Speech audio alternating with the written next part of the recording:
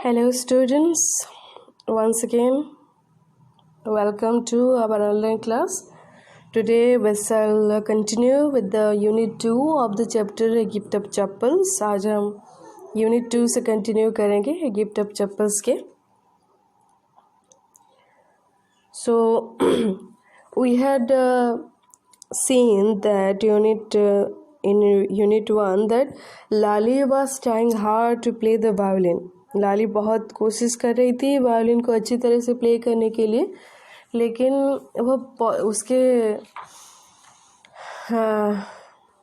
उससे वो पॉसिबल ही नहीं हो रहा था वो वायोलिन को प्ले करना.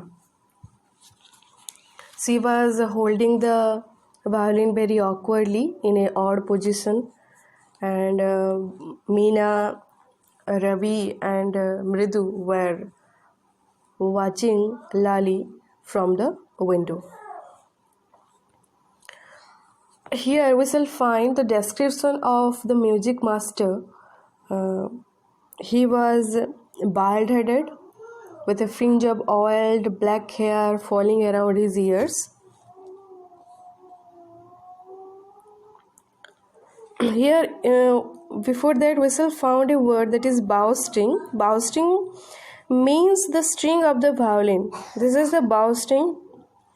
This is the string that are fitted in violin that makes a sweet sound.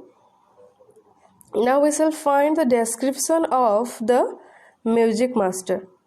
Look at the description given for him. He was bald-headed. Bald-headed means he had no hair on his head. Oil black hair falling around his ears, and he was wearing a old-fashioned topped. The upper part, what he was wearing in the upper part of his body, that is called topped. A gold chain gleamed around his leathery neck, and a diamond ring glittered on his hand as it glided up and down the stem of the violin.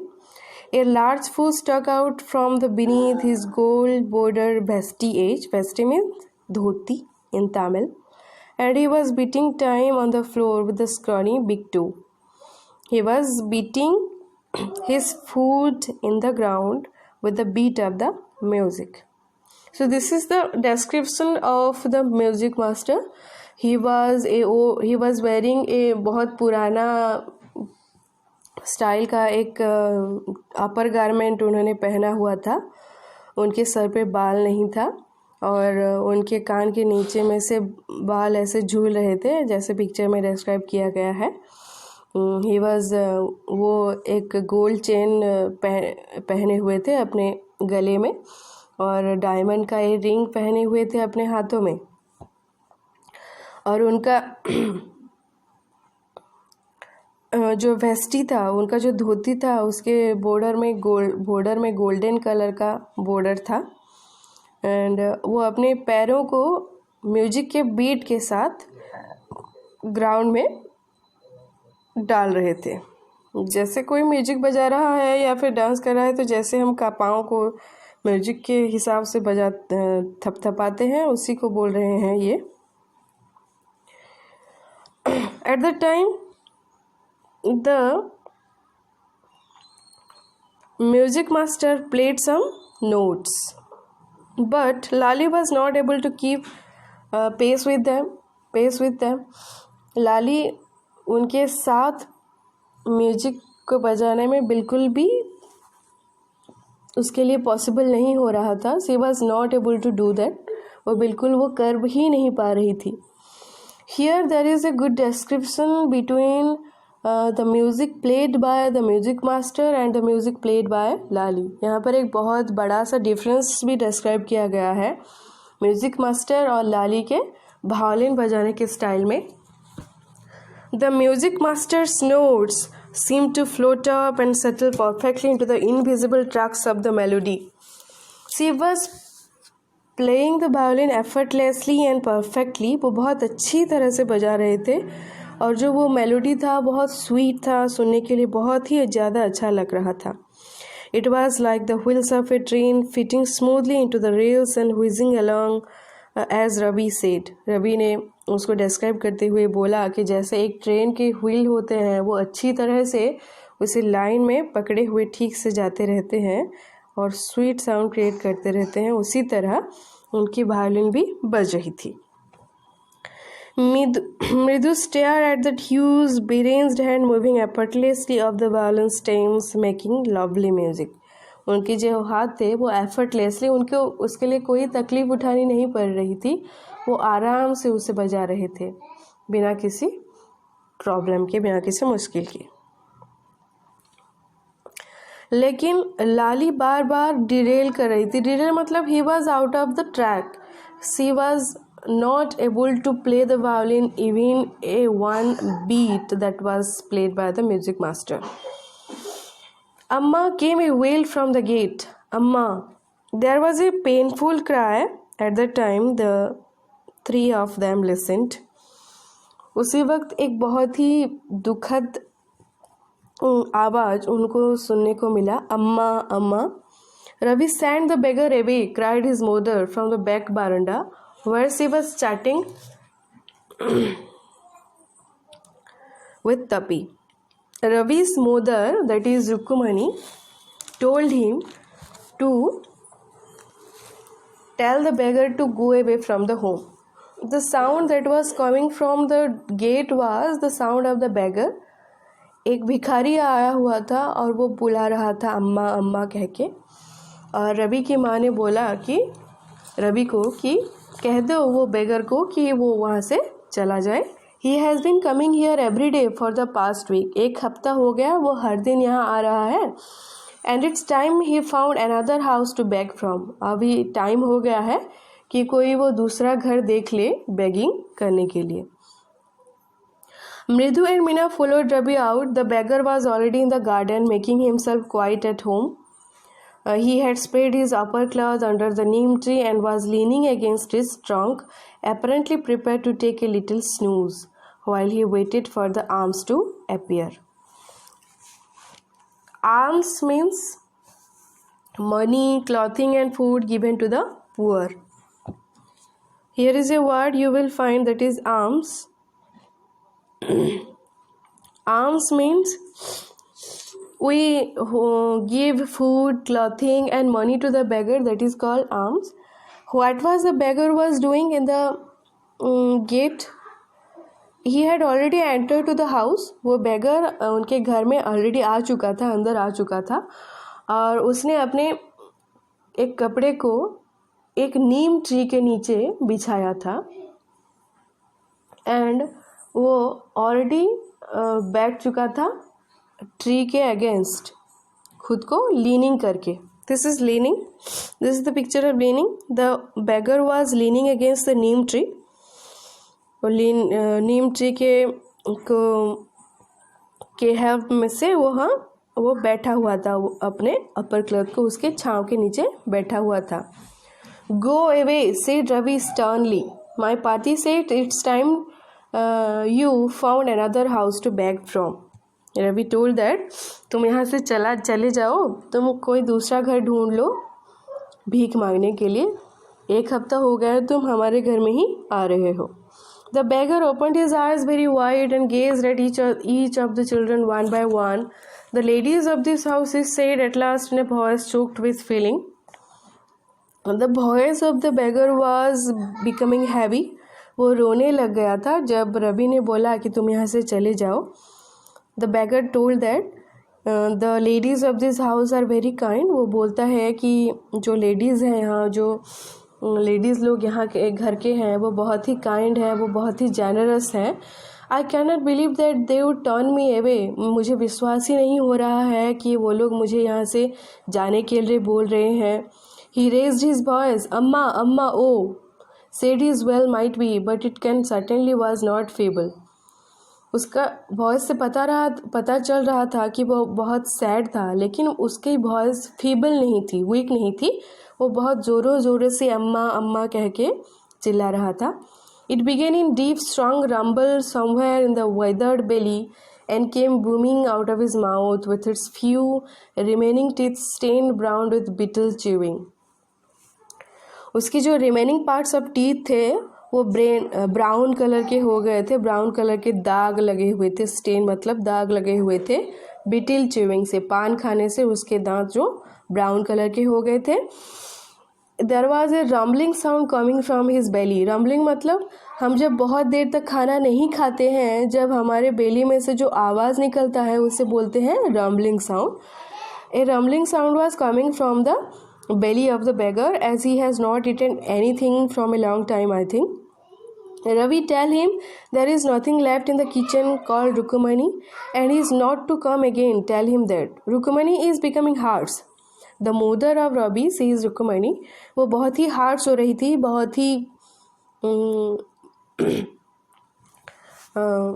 Difficult बातें बोल रही थी वो बेगर को। उससे बोल दो कि किचन में कोई भी खाना नहीं है, हम उससे फेडअप हो गए हैं। फेडअप मतलब फ्रस्ट्रेटेड, एनॉयड, वो इरिटेटेड हो गए थे उस बेगर को देख देख के एक हफ्ते से। Ravi didn't have to repeat it all to the beggar. What his mother said had been easy for them all to hear. They are under the neem tree. The beggar set off and side. वो जो नीम tree के अंदर बैठा था उसने सारी बातें सुन ली और वो बहुत ही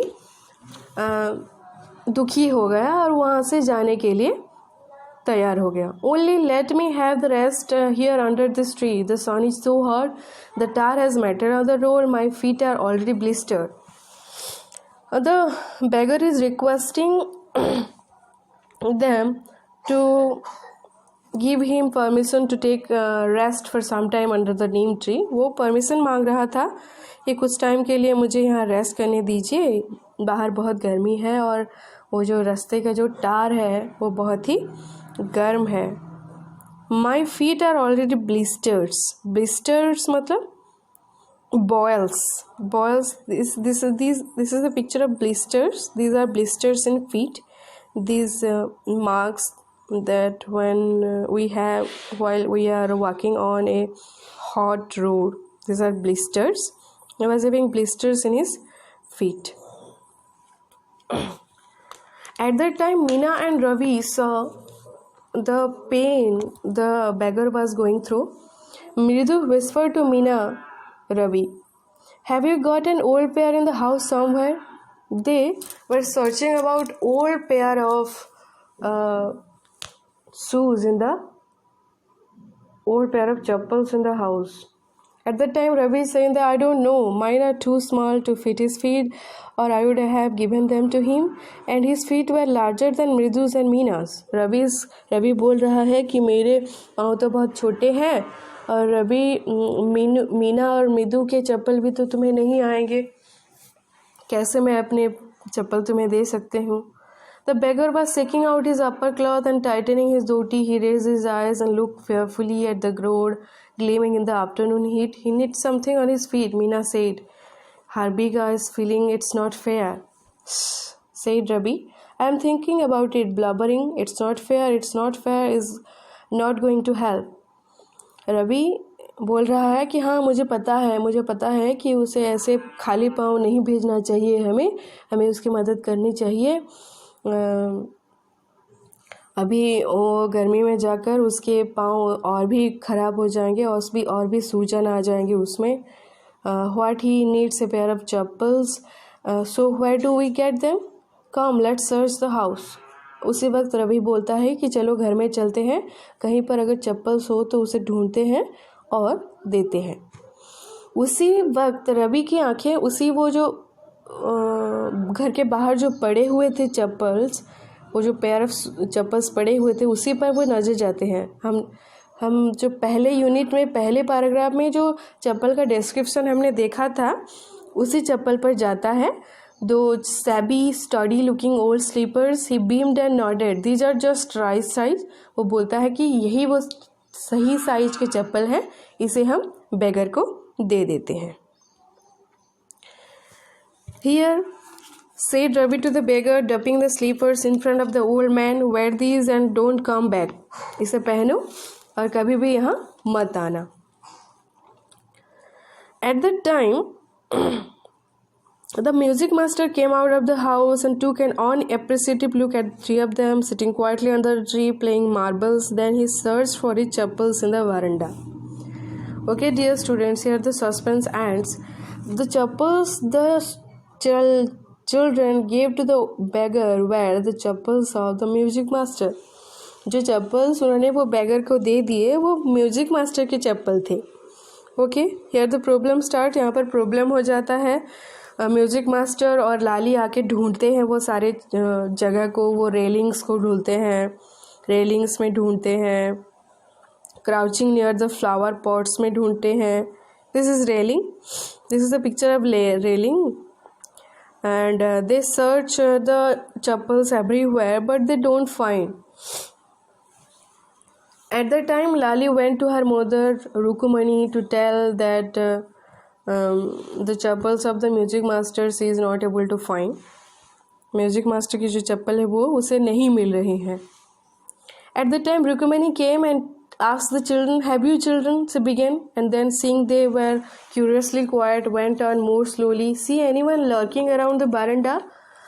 आप लोगों में से किसी ने देखा क्या कि कोई यहाँ वेट कर रहा हो? किसी को देखा क्या कि किसी ने चप्पल चुरा के यहाँ से लेके गया क्या? They searched everywhere but they don't find the chappals. But what to do? वो क्या करते? Taking a deep breath, she cried, "Rukumani, there was a beggar here. Poor thing, he had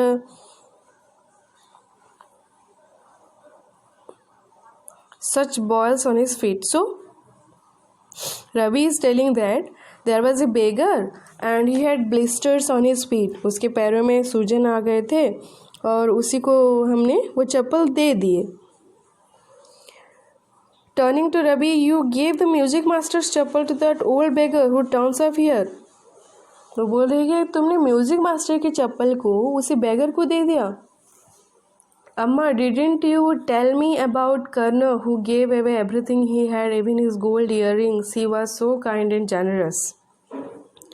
At that time, Ravi is telling that, Ravi बोल रहा है कि आपने कर्ण के बारे में हमें बताया था. I think all of you know who is Karna. This is the character of Mahabharata. He had given all his Karna and Kundal and Kabaj to the god Lord Vishnu, and so it is generosity. उसने अपनी दयावान गुण को प्रदर्शित किया था अपने कवच और कुंडल को दान करके. So Ravi is giving the example of Karna here, and his mother is scolding him. उसे गाली दे रहे हैं कि तुमने क्यों दिया म्यूजिक मास्टर की चप्पल को, उसको क्यों दिया. But my chappals would not have fitted the beggar's feet. Ravi roused brassly on, and Amma, if they did fit, would you really have not minded? Ravi बोल रहा कि मेरे चप्पल तो अगर मेरी ही चीज़ उसे देने थे तो मेरे चप्पल तो उसे नहीं फिट होते तो मैं उसे कैसे दे सकता था. And Rukumani got annoyed. She became very angry. Go inside this minute. अभी घर के अंदर जाओ चुपचाप. She hurried indoors and brought out Gopu Mama's hardly new chappals. At that time, her mother went into the room and brought the chappal of Gopu Mama. Gopu Mama की चप्पल लेके आती है और म्यूजिक मास्टर को दे देती है. Music master के चप्पल तो बहुत ख़राब थे लेकिन गोपू मामा के चप्पल न्यू थे.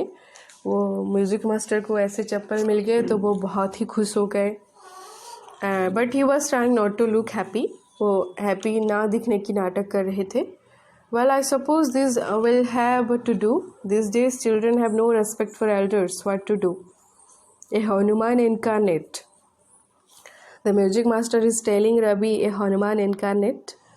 Only Rama can save such a nutty fellow. He is telling that only God Ram can save such nutty fellow, such nutty children.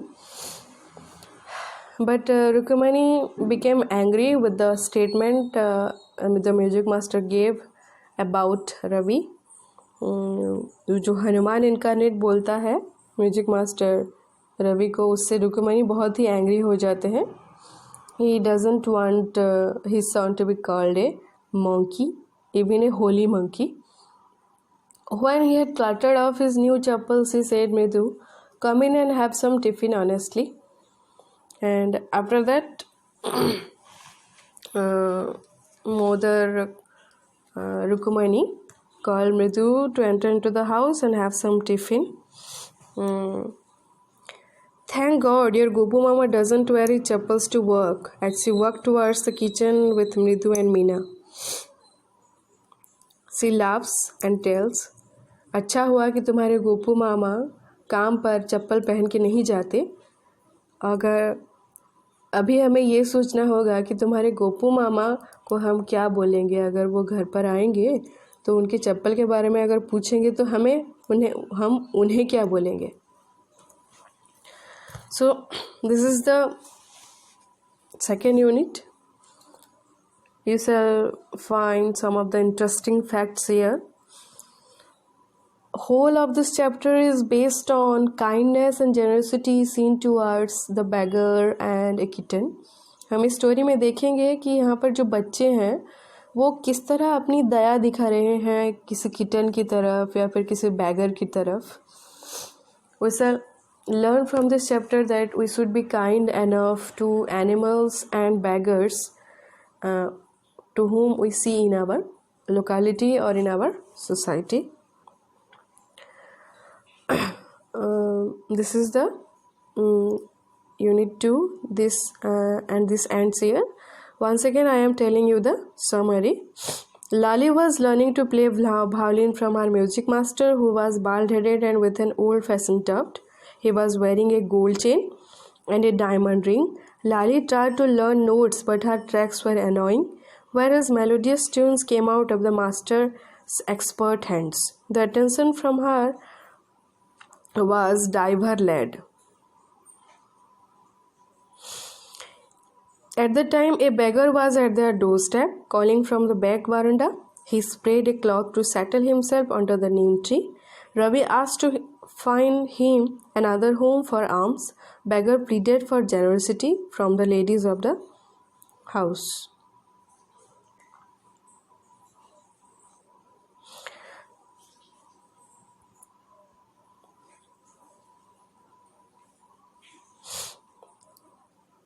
Yet decided to move on, seeing the same behavior. He requested to allow him to sit until the burning heat of the sun to cool down, as it could hurt his already blistered feet.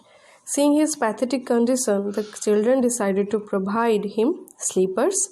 They were considerate enough to give him their own slippers, yet found them too small for him to wear. Dear students, this is the summary. Lali was playing violin and she was not able to do that. Lali violin play कर रही थी और वो play अच्छी तरह से नहीं कर पा रही थी, लेकिन म्यूज़िक मास्टर बहुत अच्छी तरह से play कर रहे थे।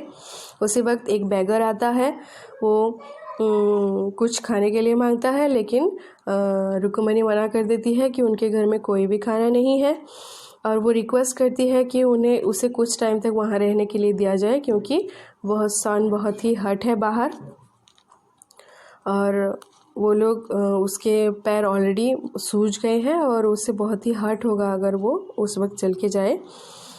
उसी वक्त रवि अपने चप्पल देने की कोशिश करता है, लेकिन उसके चप्पल उसे फिट नहीं होंगे, छोटे हो जाएंगे और वो म्यूजिक मास्टर की चप्पल लाके उसे दे देता है। और जब म्यूजिक मास्टर आके उस चप्पल को ढूंढते हैं, वो लोग बोलते हैं कि उन्होंने उस चप्पल को बेगर को दे दिया और मोदर उन लोगों को बहुत गाली करते हैं कि तुम लोगों ने क्यों उसे बेगर को उनके चप्पल को दे दिया। और उसी वक्त गोलू मामा के स्लीपर्स को लाके वो देते हैं म्यूजिक मास्टर को और म्यूजिक मास्टर वहाँ से चले जाते हैं। और उसी वक्त मोदर मृदु को घर के अंदर बुलाती है और टिफ़िन खाने के लिए बोलती है। और here the unit second ends here. From this story we shall learn about generosity and kindness that we shall show to the animals and beggars we see around us. हम अपने आसपास जो beggars या फिर जो animals देखते हैं उनकी तरफ जो kindness है, generosity जो दिखाना चाहिए, उसके बारे में हम यहाँ से सीखने को हमें मिलता है. Okay students, the unit 2 ends here. Thank you. Go through the text. I shall give you the meaning and complete the exercise after it. Okay, bye.